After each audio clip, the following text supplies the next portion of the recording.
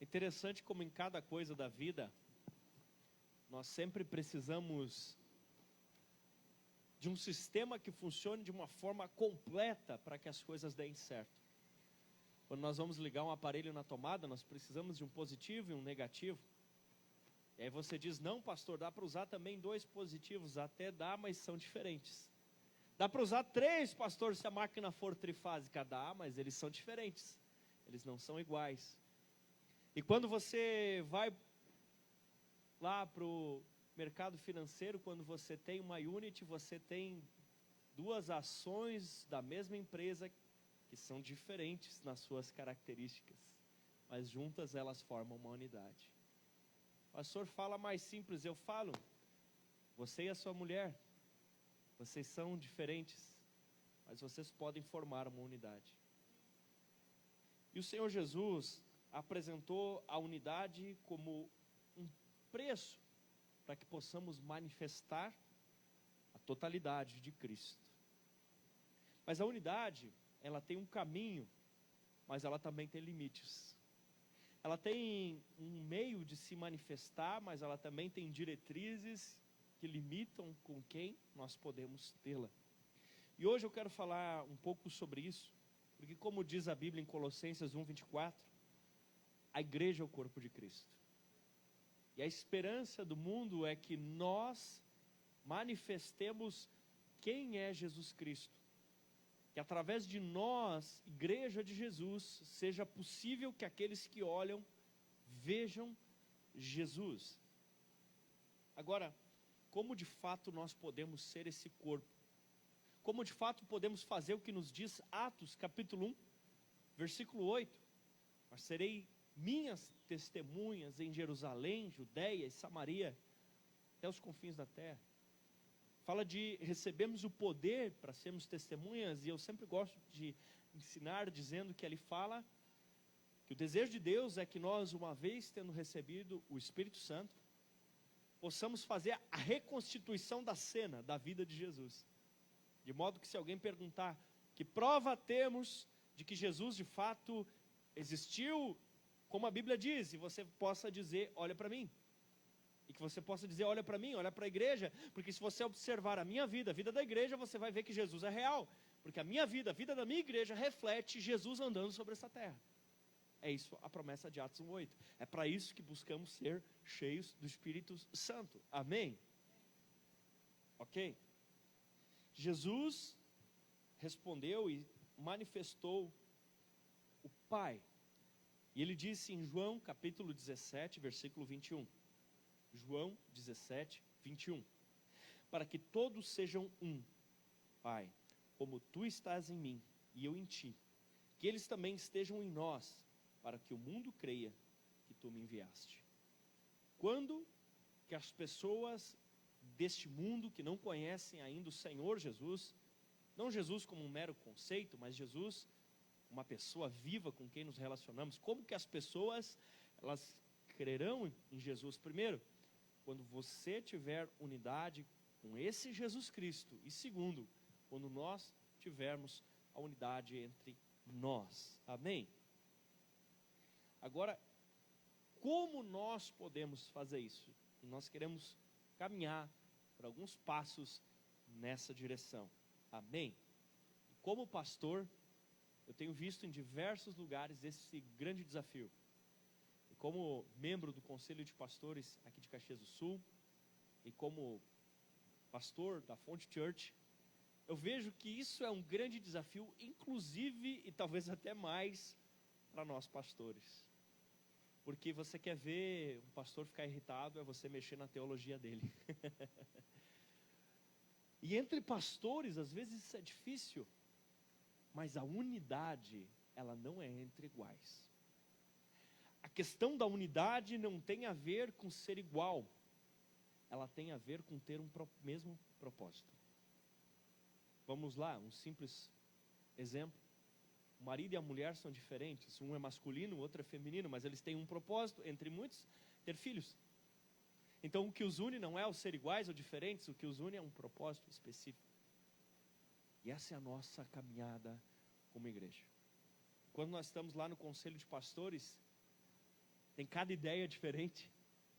Umas que eu acho mais legais, outras que eu acho mais esquisitas. Mas nós tentamos nos respeitar, porque nós temos um objetivo: ver Caxias do Sul prostrado aos pés de Jesus. E eu acredito que tem muita coisa para Deus fazer na Fonte Church de Caxias do Sul.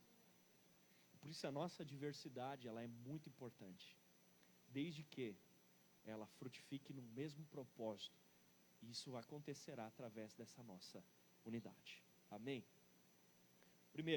Primeiro passo: Espírito Santo, o elo da unidade. O Espírito Santo, o elo da unidade. A unidade de nós como corpo de Cristo, ela começa com a unidade de cada um de nós com o Espírito Santo. Quando cada um de nós desenvolve um relacionamento real, progressivo e pessoal com o Espírito Santo. Quando cada um de nós começa a se aproximar, e a Bíblia deixa muito bem claro lá, em Romanos 8:9, se alguém não tem o Espírito de Cristo, esse tal não é de Cristo. Porque quando nós nascemos de novo, como nos diz João 3:7, o Espírito passa a habitar em nós. E o Espírito Santo de Deus é o que nos vai trazer essa unidade, amém? E assim como num casamento, é preciso muito diálogo, muita conversa, para nós aprendermos a conhecer a voz do nosso cônjuge. Assim é com o Espírito Santo. É necessário muita oração, é necessário muito relacionamento para que você aprenda. Mas com o passar do tempo, chega um momento que sinceramente você nem consegue mais discernir bem, se o teu casamento for bom. Chega um momento que você já começa a ficar confuso se quem teve aquela ideia foi o marido ou a mulher. Você chega num ponto que você começa até a não lembrar direito se quem estava pensando em fazer aquilo era você ou a sua esposa, você ou o seu marido. É ou não é assim? Chega um momento que você até fica confuso de quem teve aquela ideia primeiro. E aí, com o Espírito Santo é semelhante. Porque no começo a gente fica em dúvida se a voz que fala é a do nosso coração ou a do Espírito Santo, porque a voz do coração está tão diferente. Mas depois, a dúvida é porque está tão igual. Porque a sua vontade e a do Espírito Santo vão se alinhando de uma forma tal que você nem consegue mais entender se quem teve aquela ideia foi você ou o Espírito Santo, porque é a mesma ideia. Amém? E isso é o que nos leva a sermos o corpo de Cristo. Sabe, antes eu entendia essa unidade da igreja mais ou menos dessa forma aqui. Pode colocar a imagem ali pra gente. Antes eu entendia mais ou menos dessa forma aqui. O Pai, o Filho e o Espírito Santo, a unidade de Deus. E aí depois disso, cada um de nós, ligados com Cristo, os patriarcas, e tentava entender dessa maneira a nossa unidade, a nossa ligação. E passado um tempo eu comecei a ver que era mais ou menos assim: o Pai, o Filho e o Espírito Santo. Porque o Espírito Santo está totalmente unido com o Pai, totalmente unido com o Filho, mas o Espírito Santo também pode estar totalmente unido contigo, totalmente unido contigo, totalmente unido contigo, totalmente unido contigo. E o Espírito Santo passa a ser um elo da corrente, que não está apenas um elo ligado no outro, mas o Espírito Santo passa a ser o elo da unidade, porque ele é o elo que está ligado a todos os demais. E só podemos ser um com aqueles nos quais habita também o Espírito Santo. Se você tentar ser alguém, um com alguém em quem não habita o Espírito Santo de Deus, não haverá uma plena unidade. Para nós sermos igreja, individualmente, cada um de nós precisa estar ligado ao Espírito Santo. E aí sim, e então, um ao outro. Amém? É dessa forma, queridos. A Bíblia diz, em 1 Coríntios 2:11, pois quem dentre os homens conhece as coisas do homem, a não ser o espírito do homem que nele está? Da mesma forma, ninguém conhece as coisas de Deus, a não ser o Espírito de Deus. Você nunca entenderá Deus, você nunca compreenderá Deus, se o Espírito Santo de Deus não estiver agindo na sua vida. E como o Espírito Santo de Deus agirá na sua vida? Nascendo de novo, deixando que Jesus seja o teu Senhor e Salvador. Não existe unidade com uma pessoa que é guiada pela própria carne. Não existe unidade entre pessoas que não são guiadas pelo Espírito, porque nos une é o mesmo propósito. Amém? E a Bíblia diz, 1 Coríntios 2:11, ninguém conhece as coisas de Deus, a não ser o Espírito de Deus. Por isso existem pessoas com quem não adianta muito a gente tentar conversar coisas espirituais. Por quê? Porque elas não vão conseguir compreender, elas não vão conseguir entender. Por quê? Porque o Espírito Santo não habita ainda no coração delas. A Bíblia diz, ainda em 1 Coríntios, agora 2:13, delas falamos não com palavras ensinadas pela sabedoria, mas com palavras ensinadas pelo Espírito, interpretando verdades espirituais para os que são espirituais. Logo, quando uma pessoa que não nasceu de novo escuta determinados assuntos, ela acha que nós estamos loucos, porque ela não consegue compreender. E por que ela não consegue compreender? Porque diz a Bíblia que o Deus deste século cegou o entendimento. Ela precisa, como diz que o Espírito Santo fez com Lídia, ali abre os olhos. E aqui entra a importância da intercessão. Nós precisamos interceder e pedir ao Espírito Santo que abra os olhos das pessoas, porque elas estão cegas para a realidade espiritual. Amém? A Bíblia nos diz ainda, em 1 Coríntios 2, agora versículo 14, diz assim: quem não tem o Espírito não aceita as coisas que vêm do Espírito de Deus, pois lhes são loucura, e não é capaz de entendê-las, porque elas se discernem, ou seja, elas se entendem espiritualmente. Um dia nós tivemos uma vigília, nós gostávamos muito quando estava na parte da fundação da igreja lá em Santo Antônio da Patrulha, hoje é a Igreja Vida lá, e estávamos na parte dessa fundação, e aí subíamos muito ao monte para orar, o pastor e seus discípulos, eu era um dos discípulos, nós subíamos ao monte para orar, e lá aconteciam muitas coisas legais, várias vezes o chão encandecia, ficava luminescente, e a gente pegava aquela luz e jogava um no outro, e se divertia. E houve uma vez, inclusive, que além disso tudo acontecer, veio uma presença de Deus na forma de uma luz que se movia no nosso meio, e eu até tentei agarrar ela, eu dei um peixinho por cima, mas não tinha materialidade, eu caí no chão. Mas foi muito divertido, muito gostoso, uma grande manifestação da presença de Deus naquele lugar. A gente desceu assim, Se você já me acha animado agora, imagina com 16 anos de idade. E aí eu fui, na época, eu já tinha mais, eu já devia ter talvez 18 por aí. Eu me lembro que eu fui fazer uma prova numa outra cidade, encontrei um rapaz conhecido meu, e eu contei para ele de tudo isso, da vigília e tudo mais, Ele olhou para mim e disse: mano, o que vocês fumaram? Porque as coisas espirituais, elas só se discernem espiritualmente. Eu podia até ter uma amizade com aquele rapaz, mas eu nunca conseguiria ter unidade com ele, a não ser que ele estivesse andando com Cristo, e por tal, o Espírito Santo habitando no coração dele. Eu disse: cara, eu não sei o que a gente fumou, mas todo mundo deve ter fumado a mesma coisa. Aí ele olhou para mim e disse: todo mundo teve a mesma alucinação. Eu disse: cara, não tem como, tu está viajando, não tem nada a ver com fumar nada, cara, é de Deus, porque todo mundo viu a mesma coisa, todo mundo contou a mesma coisa, já viu ter todo mundo a mesma. Daí ele: não, vocês estão viajando. E eu bobo tentando convencer ele não ia entender aquilo, a não ser que o Espírito Santo o levasse a entender, porque as coisas espirituais se discernem espiritualmente.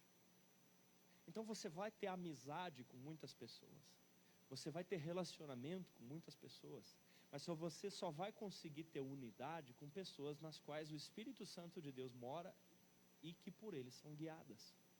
Porque se não for assim, você vai falar uma língua e a pessoa vai falar outra, e não existirá o quê? Unidade. Eu já ministrei isso aqui, que Atos 2 é o quebrar da maldição lá da Torre de Babel. Porque na Torre de Babel, eles não se entendiam mais, e em Atos 2 todos entendiam. O Espírito Santo é aquele que faz existir a unidade entre nós. Por fim, o cristão espiritual é também aquele que julga todas as coisas. Pastor, mas diz não julgueis. Aonde que diz não julgueis? Fala que com a medida que tiver julgado, vão julgar vocês, isso fala. Mas aqui diz assim, que o cristão espiritual, me fugiu o texto aqui, julga todas as coisas, mas ele mesmo não é julgado por ninguém. O que isso está se referindo? Que ele é capaz de discernir, de compreender as coisas, mas que nem sempre as pessoas vão compreender. Então nós, como cristãos, somos sim chamados a discernir todas as coisas, a analisar se as coisas são boas ou se as coisas são ruins. Esse é o julgar que temos sim a fazer, não no sentido de difamação, de calúnia, mas sim no sentido de discernir e de entender essas coisas pelo Espírito. Isso faz parte da nossa unidade como cristãos, amém? Que mais? Segunda coisa, a Bíblia, se o Espírito Santo é o elo dessa unidade, porque ele é o que perpassa todos os nossos corações, a Bíblia, ela é o alicerce dessa nossa unidade. Em Mateus, capítulo 16, versículos 16 até o 18, diz assim: Simão Pedro respondeu: Tu és o Cristo, o Filho do Deus vivo. Respondeu Jesus: Feliz é você, Simão, filho de Jonas, porque isso não foi revelado por carne ou sangue, mas por meu Pai que estás no céu. E eu lhe digo que você, Pedro, e sobre essa pedra edificarei a minha igreja, e as portas do inferno não poderão vencê-la. Quando Jesus, ele fala, tu és Pedro, primeiro ele coloca isso como um nome próprio, um substantivo próprio, e ele usa uma palavra que se refere literalmente a isso, uma pedra. Ele usa para Pedro, Petros. Agora, quando ele vai se referir sobre essa pedra, ele diz a Petra. Ele se refere ao leito rochoso, e depois de você escavar o solo, você chega na rocha, no leito rochoso, no leito sólido, onde você pode começar a edificar algo, um grande edifício sobre aquele solo firme. Então, Jesus diz para Pedro, essa revelação que você teve, que eu sou o Messias prometido do Antigo Testamento, essa revelação é a partir disso que eu começo a construir a igreja. Qual era a Petra que Jesus estava dizendo que Pedro tinha descoberto? É essa afirmação: tu és Cristo, o Filho do Deus vivo. É a partir dessa afirmação, Jesus é o Messias, Jesus é a concretização de todas as promessas do Antigo Testamento. É a partir disso que é construído a igreja de Jesus. Esse é o solo firme. Quando nós vamos edificar uma casa, não é assim? Nós temos que encontrar algum lugar firme, e a partir dele começamos a edificar a casa. E essa é a igreja. A igreja, ela é edificada a partir desse leito rochoso, dessa base sólida. Tu és o Cristo, o Filho do Deus vivo, amém? Isso é muito, muito interessante. Toda nação, ela é regida por uma constituição. Uma é a Constituição dos Estados Unidos, outra é a Constituição do Brasil, e coisas que são crime nos Estados Unidos são permitidas no Brasil e vice-versa. A Constituição é a lei maior. Agora, para nós cristãos, nós sabemos que no princípio era o Verbo, e o Verbo era Deus. Todas as coisas foram feitas por meio dele, e sem ele nada do que foi feito se fez. Nós sabemos que a Bíblia é a revelação escrita da pessoa de Jesus Cristo. que quando nós estamos estudando a Bíblia na revelação do Espírito Santo, nós estamos nos relacionando diretamente com Jesus Cristo. E essa é a base.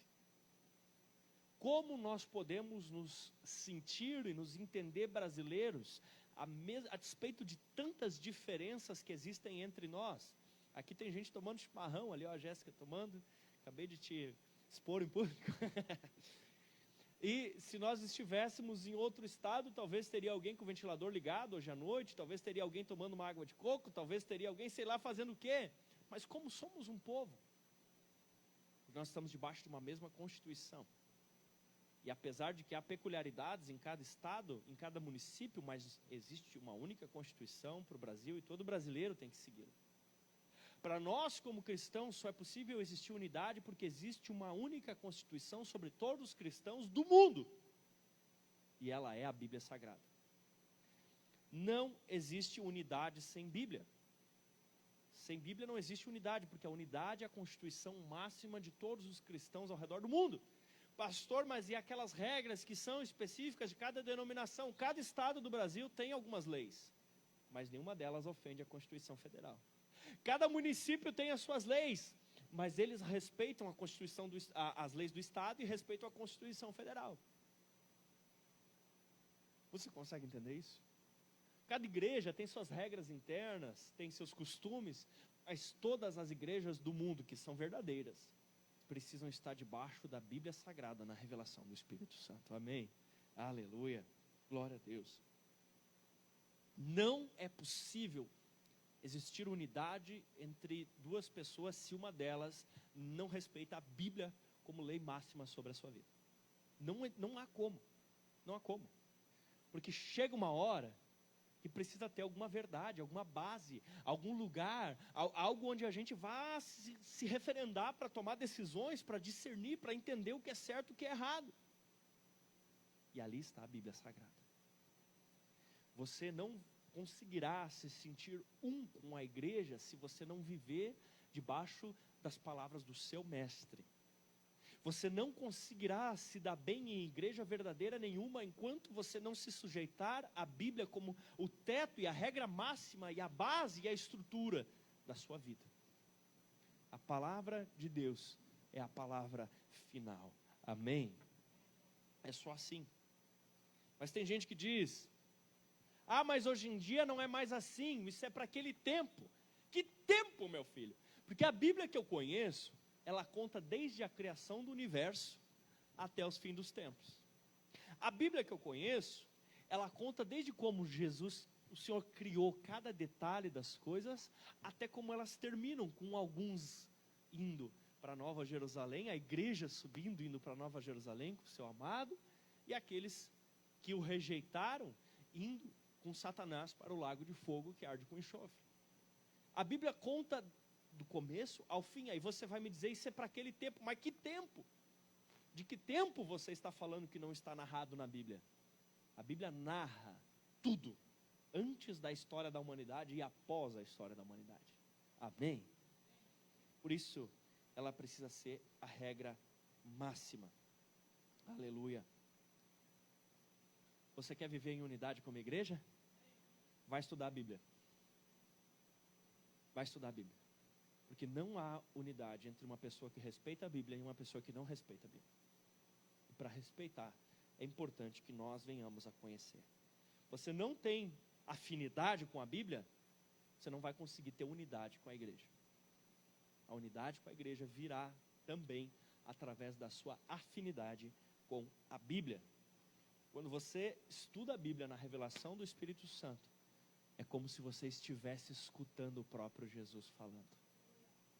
Eu já tive uma experiência assim, muito legal nesse sentido. Gostava de ir lendo a Bíblia dentro do ônibus para a escola, e uma vez eu cheguei a parar para olhar para trás, para ver quem estava falando comigo. Porque eu ia lendo a Bíblia e era como se eu não estivesse lendo, era como se alguém estivesse falando para mim aquelas palavras. E eu literalmente, eu parei, olhei para trás, olhei para quem estava no banco de trás, não tinha ninguém. Porque quando você estuda a Bíblia na revelação do Espírito Santo, Jesus está falando contigo naquele momento. E esse é o leito rochoso, A Bíblia na revelação do Espírito, a palavra rema, esse é o leito rochoso, que Cristo é o Filho do Deus vivo, onde nós edificamos, onde a igreja de Jesus ela é edificada. Amém? No princípio era aquele que é a palavra. João capítulo 1, versículo 1.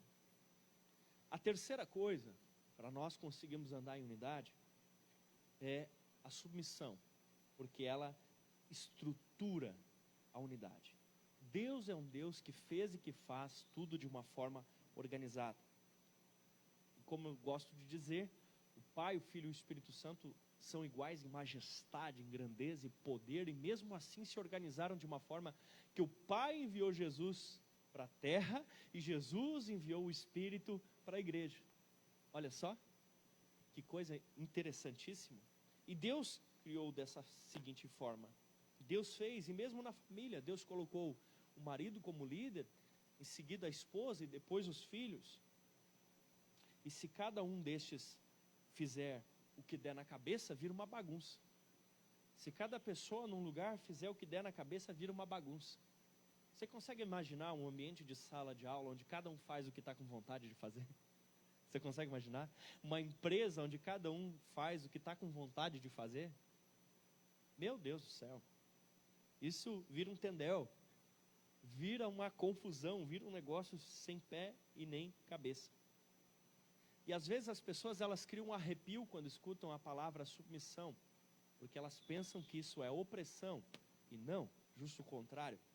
A palavra submissão, ela é proteção, ela é cuidado. A palavra submissão, ela fala de Jesus Cristo, que recebeu uma missão do Pai. E qual era a missão do Pai? Está em 2 Coríntios 5,18. Tudo isso provém de Deus, que nos reconciliou consigo por meio de Cristo e nos deu o ministério da reconciliação. Esse é o nosso ministério. A missão que Deus deu ao seu Filho é reconciliar as pessoas com Ele. Jesus recebeu a missão de nos abrir essa porta. E qual é a nossa missão? É trabalhar dentro da missão dele. Se a missão de Jesus é reconciliar as pessoas com Deus, a nossa submissão, a nossa missão que deriva da missão dele, é isso, é ajudar as pessoas a se reconciliar com Cristo. Amém? Isso é submissão. Logo, tudo parte de um princípio de que Deus é organizado e faz as coisas de forma organizada, porque se cada um fizer o que quiser, vai virar uma bagunça. Quando você aceita se submeter, você está entendendo que vai receber um pedacinho, e outro pedacinho, e outro pedacinho, e todos os pedacinhos juntos vão ser a missão de Jesus Cristo. Amém? Glória a Deus por isso. É preciso que haja organização. Em Filipenses 2:2 diz: completem a minha alegria, tendo o mesmo modo de pensar, o mesmo amor, um só espírito, uma só fé e uma só atitude. Em 1 Pedro 3:8 diz: quanto ao mais tenham o mesmo modo de pensar. Agora suponha que na sala de aula um aluno quer estudar geografia, e o outro aluno quer estudar matemática, e o outro aluno quer estudar português. Como é que vira isso, Vanessa? Como é que vira esse negócio? Não, é preciso que todos os alunos ali entendam e que a professora defina: hoje é dia de estudar português, e todo mundo vai estudar português, que senão vai virar uma zorra o negócio. Amém, queridos? E é dessa forma também que nós trabalhamos e nos desenvolvamos. Por isso é muito importante que você entenda como nós vamos atingir aquilo que Deus tem para nós. E é óbvio que como igreja de Jesus, a Bíblia é a nossa regra, mas como Fonte Church, nós também trabalhamos na missão que Deus deu lá ao pastor Luiz Scheid.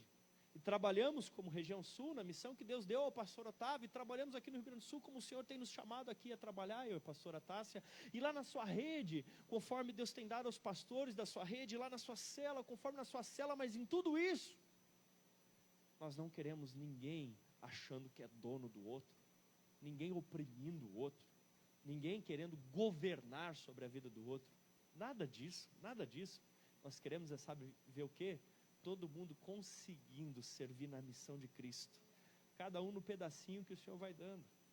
cada um protegido e amado e ajudado, para que todos juntos possam dizer: em Cristo está sendo reconciliado esse mundo com Deus.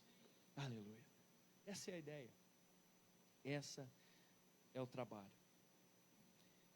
E a quarta coisa que hoje eu queria falar, que nos contribui, que nos impulsiona na direção da unidade, ela está justamente aqui hoje, diante de nós. A ceia. Porque diante da ceia, todos nós temos que nos calar.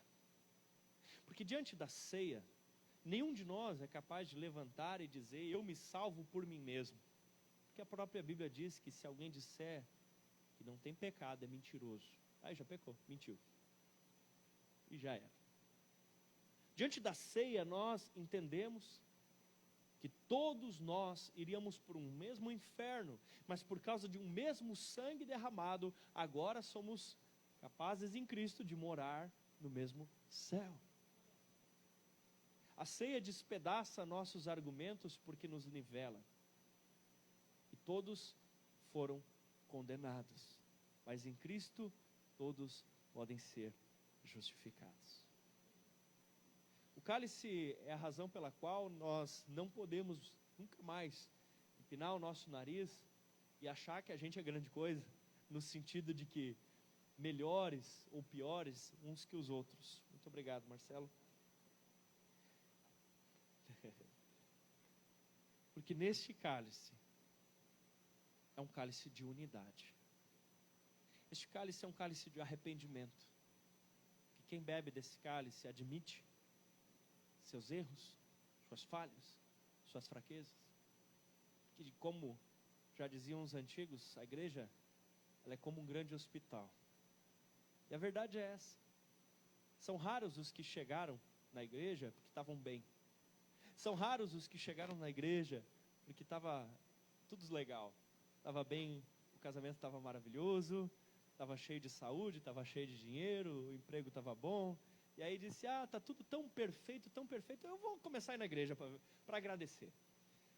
Olha, se foi assim com algum de vocês, glória a Deus pela sua vida, vem me contar a tua história depois. Glória a Deus pela sua vida. Mas a verdade é que a maioria de nós, quando conheceu a Cristo, estava com algum problema. Estava doente de alguma forma. Alguns estavam com um problema no casamento, outros já tinham até divorciado, outros estavam endividados até o pescoço, outros estavam doentes, quase morrendo, outros tinham brigado, outros tinham perdido o emprego, outros estavam de olho em alguma guriazinha da igreja, e assim foi.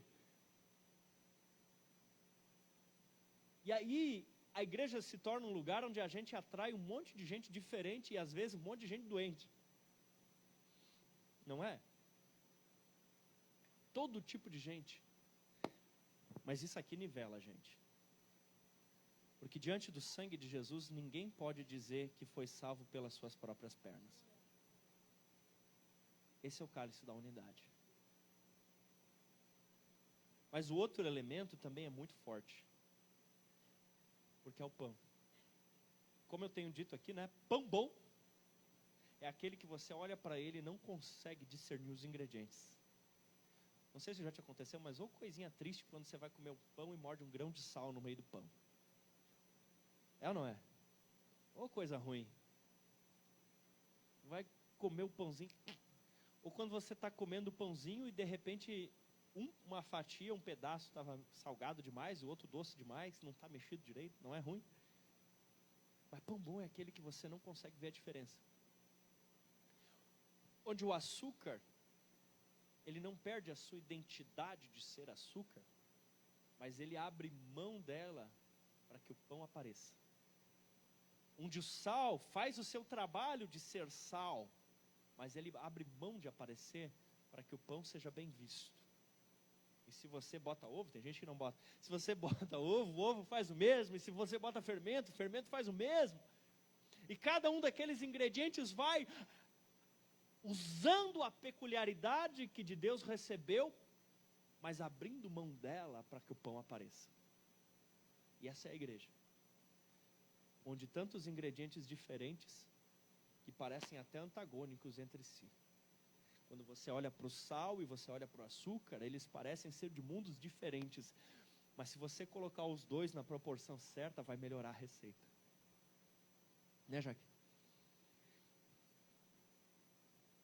E nós, Igreja de Jesus Cristo, nós somos tantos, tão diversos e tão diferentes.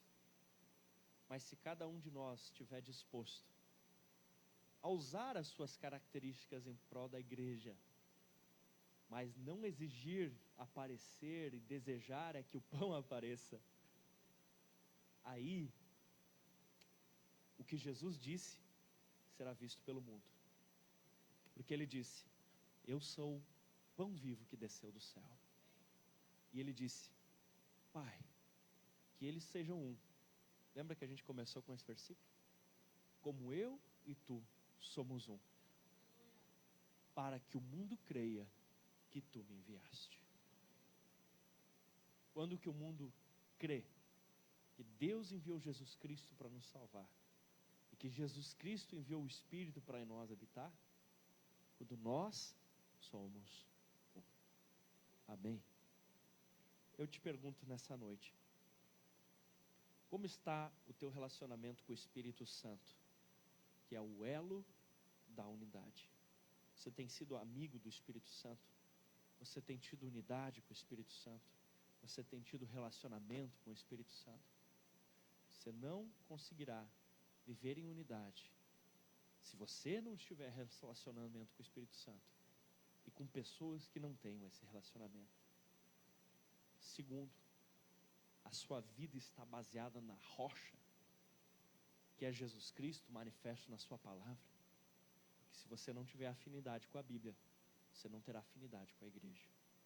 Terceiro, você tem se submetido à missão de Cristo através da organização que o Senhor faz dentro da sua igreja? E quarto, você entende, você discerne o sangue e o corpo de Jesus Cristo ministrado na ceia? Quero convidar hoje você a fechar os teus olhos, porque essa noite é a noite de ceia do Senhor. E com os teus olhos fechados, eu quero pedir que você ore e clame a Deus, para que nós possamos ser esse povo que tem profundo relacionamento com o Espírito Santo, esse povo que é apaixonado pela palavra de Deus, pela Bíblia Sagrada, esse povo que está disposto a ser este corpo, a ser este pão, este povo que tem a humildade de se submeter uns aos outros, para que o mundo creia que o Pai enviou Jesus Cristo para nos salvar.